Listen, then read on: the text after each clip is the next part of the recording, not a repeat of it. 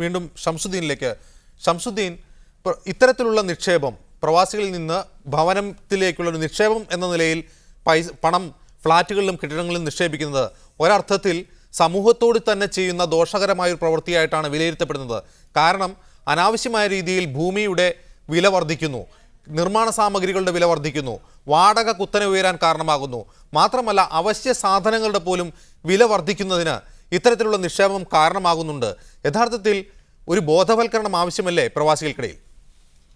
യഥാർത്ഥത്തിൽ താങ്കൾ പറഞ്ഞ കാര്യം എടുത്തു നോക്കിക്കഴിഞ്ഞാൽ, ഇതിനു മുമ്പ് സംസാരിച്ച സുഹൃത്ത് പറഞ്ഞ കാര്യം എടുത്തു നോക്കിക്കഴിഞ്ഞാൽ, ഇന്ന് കേരളത്തിന്റെ ഒരു പ്രത്യേക സ്ഥിതി നമ്മൾ മനസ്സിലാക്കണം. ഇന്ത്യയിൽ ഏറ്റവും കുറഞ്ഞ പ്രതിശീർഷ ഭൂലഭ്യതയുള്ള ഒരു സംസ്ഥാനമാണ് കേരളം. ഈ കേരളത്തിൽ ഇപ്പോൾ നടന്നുകൊണ്ടിരിക്കുക എല്ലാവർക്കും ഒരു ഭവനം എന്ന സങ്കല്പമാണ് മെജോറിറ്റി ആളുകൾക്കുള്ളത്. താഴ്ന്ന വരുമാനക്കാരും മധ്യവരുമാനക്കാരും ഉയർന്ന വരുമാനക്കാരും ആയാൽ തന്നെ ആ ഒരു സങ്കല്പം ഉള്ളത് കൊണ്ട് എല്ലാവരും ഭൂമി വാങ്ങിച്ചൊരു വീട് വെക്കണം എന്ന സങ്കല്പം ഉള്ളത് കൊണ്ട് ഓരോ പ്രദേശത്തും ഭൂമിയുടെ വില വർദ്ധിക്കുകയാണ്. ഒരു പ്രദേശത്തുള്ളവർ മറ്റൊരു പ്രദേശത്ത് പോയി വീട് വെക്കുക എന്നുള്ളതിനെ ഒരു വിരക്തി കാണിക്കുന്നു.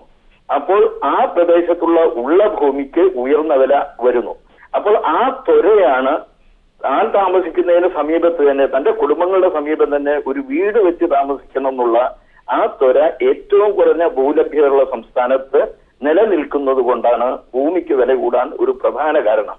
ഒരു കാര്യം എടുത്തു നോക്കിയാൽ, നേരത്തെ ഒരു പ്രധാന കാര്യം നമ്മൾ മനസ്സിലാക്കേണ്ടത്, ഈ ഭൂലഭ്യത കുറഞ്ഞ സംസ്ഥാനത്ത് വളർന്നു വരേണ്ടത് ഒരു ബഹുനില കെട്ടിട സംസ്കാരമാണ്. അങ്ങനെ വരുമ്പോൾ ഒരു ഏക്കർ സ്ഥലത്ത് ഒരു പക്ഷേ ഒരു 80 കുടുംബങ്ങൾ മൾട്ടി സ്റ്റോറി അപ്പാർട്ട്മെന്റിൽ താമസിക്കുന്നുണ്ടായിരിക്കും. ആ 80 കുടുംബങ്ങൾ ഓരോ വില്ല വെച്ച് ഓരോ വീട് വെച്ച് താമസിക്കുന്ന 10 സെന്റ് നമ്മൾ കണക്കാക്കുകയാണെങ്കിൽ തന്നെ 8 ഏക്കർ ഭൂമി അതിന് വേണം. മാത്രമല്ല മറ്റുള്ള സൗകര്യങ്ങൾ, റോഡും മറ്റുള്ള സൗകര്യം കൂടി 10 ഏക്കർ ഭൂമി ഉണ്ടെങ്കിലേ 80 കുടുംബങ്ങൾക്ക് വീട് വെച്ച് താമസിക്കാൻ സാധിക്കുള്ളൂ. അതേ സമയത്ത് ഒരു ബഹുനില കെട്ടിടമാണെങ്കിൽ വെറും 1 ഏക്കറിൽ അത് നടക്കും. മാത്രമല്ല ഈ 80 കുടുംബങ്ങൾ 10 ഏക്കറിൽ വീട് വെച്ച് താമസിക്കുമ്പോൾ ഈ 80 കുടുംബങ്ങൾക്കും ഒരു കിണറും ഒരു കക്കൂസും ഉണ്ടാവുന്നു. ഇതെല്ലാം വളരെ സമീപത്തായതുകൊണ്ട് അവിടെ ആരോഗ്യപരമായ അവസ്ഥ ഇല്ലാത്ത ഒരു സാഹചര്യം ഉണ്ടാവുന്നു. ഒരു കുടുംബത്തിന്റെ കക്കൂസിൽ നിന്നുള്ള ഔട്ടാങ്കിൽ നിന്നുള്ള വെള്ളമായിരിക്കും അയൽക്കാരന്റെ കിണറ്റിലേക്ക് ചെല്ലുന്നത്. അങ്ങനെയുള്ള പ്രശ്നങ്ങൾ ഇന്ന് കേരളത്തിലുണ്ട്. അതായത് ഹാനികരമായ വെള്ളം ഏറ്റവും കൂടുതൽ ഉള്ള സംസ്ഥാനം കേരളമാണെന്ന് WHO കണ്ടെത്തിയിട്ടുണ്ട്. ഇങ്ങനെയുള്ള പ്രശ്നം. അതുപോലെ തന്നെ ഒരു മൾട്ടി സ്റ്റോറി വീട് പണിത് അതിൽ താമസിക്കുന്ന അപ്പാർട്ട്മെന്റിൽ താമസിക്കുന്ന ഒരു സാഹചര്യം ഉണ്ടാകുമ്പോൾ സെക്യൂരിറ്റിക്ക് പുറമെ മറ്റൊരു കാര്യം, ഇത്തരം കാര്യങ്ങൾ എല്ലാം വളരെ ശാസ്ത്രീയമായി അവിടെ ഒരുക്കിയിട്ടുണ്ടായിരിക്കും. അതുകൊണ്ട് ഇത്തരം പ്രശ്നങ്ങളിൽ നിന്ന് മോചനം ഉണ്ടാവുകയും അതിനോടൊപ്പം നമ്മളുടെ വിലയേറിയ ഭൂമി നിലനിൽക്കുകയും ചെയ്യും. ഇന്ന് ചെയ്യുന്നത് ഓരോ കുളം തൂർക്കുന്നു, തോടുകൾ തൂർക്കുന്നു, അതുകൊണ്ട് വെള്ളം കിട്ടാത്ത അവസ്ഥ ഉണ്ടാകുന്നു. അങ്ങനെ എല്ലാവരും ഈ വീട് എന്നുള്ള സ്വപ്നം തിരികെ എത്താൻ താങ്കളിലേക്ക്. കൃഷ്ണകുമാർ, യഥാർത്ഥത്തിൽ മലയാളിക്ക് ഇത്തരത്തിലുള്ള ചില നൊസ്റ്റാൾജികളുണ്ട്. സ്വന്തമായി വീട്, സ്വന്തമായി ചുറ്റുമതിൽ, സ്വന്തമായി തുളസിത്തറ, സ്വന്തമായി മുറ്റം, ഇത്തരത്തിലുള്ള കുറെ അധികം ഗ്രഹാതുരത്വങ്ങളുടെ ആകത്തുകയാണ് ഇന്നത്തെ ഇത്തരത്തിലുള്ള പാർപ്പിട പ്രശ്നത്തിന്റെയും ഭൂപ്രശ്നത്തിന്റെയും പിന്നിലുള്ളത് എന്ന് പറയാൻ കഴിയുമോ? തീർച്ചയായും അത് അംഗീകരിക്കാൻ പറ്റുന്ന ഒരു കാര്യമല്ല. കാരണം നമുക്ക് നേരത്തെ എനിക്ക് സംസാരിച്ച രണ്ടുപേരും സൂചിപ്പിക്കുകയുണ്ടായി, ഇന്ന് ഭവന നിർമ്മാണമായാലും ഫ്ളാറ്റ് വാങ്ങുന്ന കാര്യമായാലും ഒരു നിക്ഷേപമായി മാറിയിരിക്കുന്നു എന്നുള്ളത്. കേരളത്തിന്റെ ഭവന മേഖലയിലുള്ള വളർച്ചയെ സംബന്ധിച്ച് കേരള ശാസ്ത്ര സാഹിത്യ പരിഷത്ത് നടത്തിയ പഠനത്തെ പറ്റി നിങ്ങൾ സൂചിപ്പിച്ചു. നമുക്ക് കേരളത്തിലെ പല ഗ്രാമങ്ങളും അല്ലെങ്കിൽ പട്ടണങ്ങളും എടുത്ത് പരിശോധിക്കുകയാണെങ്കിൽ മിക്കവാറും നല്ല ഭവനങ്ങൾ പണിതിട്ട് അത് ഉപയോഗിക്കാതെ അടച്ചിട്ട് പ്രവാസികൾ ഒരു സെക്യൂരിറ്റിയും വെച്ച് അവരുടെ ജോലി സ്ഥലത്തേക്ക് പോകുന്ന ഒരു സാഹചര്യമാണ് ഇന്ന് നമുക്ക് കാണാൻ കഴിയുന്നത്. മാത്രമല്ല പ്രവാസികളെ സംബന്ധിച്ചിടത്തോളം ഒരു നിക്ഷേപം എന്നുള്ള രീതിയിൽ ഒന്നിൽ കൂടുതൽ വീടുകൾ അവർ സ്വന്തമാക്കുന്ന ഒരു സാഹചര്യം കൂടെ ഇന്ന് നമ്മുടെ നാട്ടിൽ നിലനിൽക്കുന്നുണ്ട്. അതുകൊണ്ട് തന്നെ ഇത്തരം പ്രവണതകൾ തീർച്ചയായും അവരുടെ ഒരു നൊസ്റ്റാൾജിയുടെ ഭാഗമായി മാത്രം കാണാൻ കഴിയില്ല. എന്നും മലയാളി ആഗ്രഹിച്ചതാണ് സ്വന്തമായ ഒരു വീട് എനിക്കും എൻ്റെ കുടുംബത്തിനും. പക്ഷെ ആ ഒരു സങ്കല്പത്തിൽ നിന്ന് മാറി ഇന്ന് വളരെയധികം നമ്മൾ മുമ്പോട്ട് പോയിരിക്കുന്നു. ഒന്നിൽ കൂടുതൽ വീടുകളും അതേപോലെ ഫ്ളാറ്റുകളും സ്വന്തമാക്കിക്കൊണ്ട് തന്റെ സമ്പാദ്യം നിക്ഷേപിക്കാനുള്ള ഒരു മാർഗമായി ഗൃഹനിർമ്മാണത്തെ കാണുന്ന ഒരു അവസ്ഥയിലേക്ക് നമ്മൾ മാറിയിരിക്കുന്നു. ഇത് തികച്ചും ഒരു അപകടകരമായ സൂചനയാണ്. ആ അവസ്ഥയിൽ നിന്ന് മാറി തനിക്ക് ആവശ്യമുള്ളത്, തന്റെ സൗകര്യത്തിന് ആവശ്യമുള്ളത് മാത്രം തന്റെ സമ്പാദ്യത്തിനൊത്ത് നിർമ്മിക്കുന്ന ഒരു അവസ്ഥയിലേക്ക് മലയാളികളുടെ മനസ്സ് മാറേണ്ടിയിരിക്കുന്നു. ആ ഒരു സന്ദേശം ഗൾഫ് മലയാളികൾക്ക് നമ്മുടെ നാട്ടിൽ എത്തിക്കാൻ കഴിയുമെങ്കിൽ കേരളത്തിൽ ഇത്തരത്തിൽ ഭവന നിർമ്മാണ രംഗത്തുണ്ടാകുന്ന ഭീഷണികൾ ഒഴിവാക്കാൻ കഴിയുമെന്നാണ് എനിക്ക് അഭിപ്രായം. കൃഷ്ണകുമാർ, സുനിൽകുമാറിലേക്ക് ഒരിക്കൽ കൂടി. സുനിൽകുമാർ, ഒക്യുപ്പൈ ചെയ്യപ്പെടാത്ത വില്ലകളും ഫ്ളാറ്റുകളും ഒരു പ്രശ്നം തന്നെയാണ്. കാരണം നമ്മൾ മുൻപ് ഇവിടെ ചൂണ്ടിക്കാണിച്ച ഒരു റിപ്പോർട്ടിൽ ദുബൈയിലെ കെട്ടിട നിർമ്മാണ മേഖല ഏകദേശം 4 വർഷം മുമ്പ് നേരിട്ട് ഒരു പ്രതിസന്ധിയെക്കുറിച്ച് സൂചിപ്പിച്ചിരുന്നു. അവിടെ കെട്ടിട നിർമ്മാണ മേഖലയിലുണ്ടായ വളർച്ചയ്ക്കനുസരിച്ച് കെട്ടിടങ്ങൾ ഒക്യുപ്പൈ ചെയ്യപ്പെടാതെ പോയി. ഒരു പ്രത്യേക സാഹചര്യത്തിൽ ആഗോള സാമ്പത്തിക മാന്ദ്യത്തിൻ്റെ പശ്ചാത്തലത്തിൽ ഒക്യുപ്പൈ ചെയ്യപ്പെടാതെ പോയി. ഇത്തരത്തിൽ ഒക്യുപ്പൈ ചെയ്യപ്പെടാത്ത കെട്ടിടങ്ങൾ നമ്മുടെ നാട്ടിലും വർദ്ധിക്കുകയും പിന്നീട് ഇതൊരു ബബിൾ, ഒരു നീർക്കുമിള പോലെ പൊട്ടുകയും ചെയ്യുന്ന ഒരു സാഹചര്യം ഉണ്ടായാൽ താങ്കളെപ്പോലുള്ള കെട്ടിട നിർമ്മാണ മേഖലയിലുള്ളവർക്ക് കൂടി അതൊരു തിരിച്ചടിയാവില്ലേ? യഥാർത്ഥത്തിൽ അത്തരത്തിൽ ഒന്നിൽ കൂടുതൽ വീടുകൾ കൈവശം വയ്ക്കുന്ന കുടുംബങ്ങളെ നിയന്ത്രിക്കാൻ ഒരു നിയമനിർമ്മാണത്തിനുള്ള സാഹചര്യമല്ലേ ഇപ്പോഴുള്ളത്? ഇല്ല, നമ്മുടെ നാട്ടിൽ നിലവിലുള്ള നിയമങ്ങൾ അനുസരിച്ചിട്ട് ഒന്നിൽ കൂടുതൽ വീടുകൾ വാങ്ങിക്കുന്നതിന് ശരിക്കും പ്രോത്സാഹിപ്പിക്കപ്പെടുകയാണ് ചെയ്യേണ്ടത്. കാരണം എന്ന് വെച്ചാൽ ഏറ്റവും അധികം തൊഴില് നമ്മുടെ നാട്ടിൽ, ഇപ്പൊ കേരളത്തിൽ പ്രത്യേകിച്ചും ഏറ്റവും അധികം തൊഴിൽ പ്രദാനം ചെയ്യുന്ന മേഖലയാണ് നിർമ്മാണ മേഖല. അഗ്രികൾച്ചറിനെക്കാട്ടിലും കൂടുതലാണ് കേരളത്തിൽ നിർമ്മാണ മേഖലയിൽ തൊഴിൽ. ഇതുമായിട്ട് ബന്ധപ്പെട്ട്, അതായത് നിർമ്മാണ മേഖലയുമായി ബന്ധപ്പെട്ട് ലഭ്യമാകുന്ന മറ്റ് നിരവധി തൊഴിലവസരങ്ങൾ വേറെ നിൽക്കുന്നു. ഡയറക്റ്റ് ആയിട്ട് നോക്കുകയാണെങ്കിൽ പോലും നിർമ്മാണ മേഖലയാണ് ഏറ്റവും കൂടുതൽ തൊഴിലവസരങ്ങൾ വരുന്നത്. മാത്രമല്ല, രാജ്യ പുരോഗതിയിൽ വളരെയധികം പണം നിക്ഷേപിക്കപ്പെടുകയും വളരെയധികം പണം ചെലവഴിക്കപ്പെടുകയും ചെയ്യുന്ന ഈ മേഖലയിൽ നിയന്ത്രണങ്ങൾ രേഖപ്പെടുത്തുകയല്ലേ വേണ്ടത്.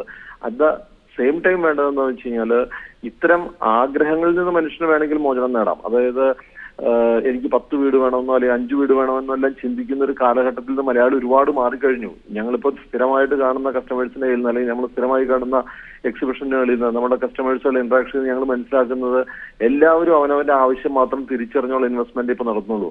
ആരും വേറൊരാൾ വാങ്ങി എന്നുള്ളതുകൊണ്ട് നമ്മളുടെ ഒരു അപ്പാർട്ട്മെന്റ് വാങ്ങിക്കുന്നില്ല, അല്ലെങ്കിൽ ഒരു പർട്ടിക്കുലർ അപ്പാർട്ട്മെന്റ് തനിക്ക് പറ്റിയ ലൊക്കേഷനല്ല അല്ലെങ്കിൽ തനിക്ക് പറ്റിയ ഇൻവെസ്റ്റ്മെന്റിലല്ല എന്ന് കണ്ടുകൊണ്ട് ആരും തന്നെ അത് കഷ്ടമാക്കാൻ ശ്രമിക്കാറില്ല. അവർക്ക് ആവശ്യമുണ്ടെങ്കിൽ അവരുടേതായ സൗകര്യങ്ങളിൽ അത് നിലനിൽക്കുമെങ്കിൽ അവരുടേതായ ബഡ്ജറ്റിൽ അത് ഒതുങ്ങി കിട്ടുമെങ്കിൽ മാത്രമാണ് ഇന്ന് പ്രവാസി അത്തരം അപ്പാർട്ട്മെന്റുകളും ഫ്ളാറ്റുകളും എല്ലാം വാങ്ങിക്കുന്നത്. പിന്നെ നേരത്തെ സൂചിപ്പിച്ച പോലെ ഒഴിഞ്ഞു കിടക്കുന്ന അപ്പാർട്ട്മെന്റിനെ പറ്റി പറയുകയാണെങ്കിൽ 1996 മുതൽ 2001 വരെ അല്ലെങ്കിൽ 2002 വരെ ഉള്ള കാലഘട്ടത്തിൽ എറണാകുളത്തും പരിസര പ്രദേശങ്ങളിലും അല്ലെങ്കിൽ കേരളത്തിലെ വിവിധ നഗരങ്ങളിലും ഒരുപാട് അപ്പാർട്ട്മെന്റുകൾ ഒഴിഞ്ഞു കിടക്കുന്ന ഒരവസ്ഥ വിശേഷം വന്നിരുന്നു. പക്ഷെ 2006 മുതൽ ഇങ്ങോട്ടേക്കുള്ള കാലഘട്ടം എടുക്കുകയാണെങ്കിൽ, അതായത് ഈ അടുത്ത 2010, 2011, 12, 13 ഈ കാലഘട്ടങ്ങളെല്ലാം എടുക്കുകയാണെങ്കിൽ നിർമ്മാണം പൂർത്തീകരിക്കുന്ന അപ്പാർട്ട്മെന്റുകളിൽ താമസിക്കുന്നതിനുള്ള ആൾക്കാരെ ലഭ്യമാകുന്നുണ്ട്. ഇപ്പോൾ ഞങ്ങൾ റീസെന്റ് കംപ്ലീറ്റ് ചെയ്ത തിരുവനന്തപുരത്തിൽ പോയിട്ട് 478 ഫ്ളാറ്റുകളിൽ ഹാൻഡ് ഓവർ ചെയ്ത് ഏതാണ്ട് 3-4 മാസങ്ങൾ കഴിഞ്ഞപ്പോൾ ഏതാണ്ട് 270ഓളം ഫ്ളാറ്റുകളിൽ ആൾക്കാർ താമസം ആരംഭിച്ചു.